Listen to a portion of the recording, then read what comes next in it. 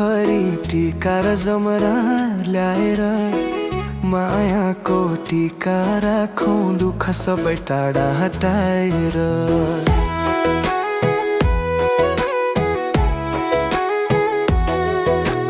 बाबु आमा दाजु भाइ दिदी बहिनी रमाऊ अर्को साल पनि यस्तै एक साथ खुसी पाऊँ।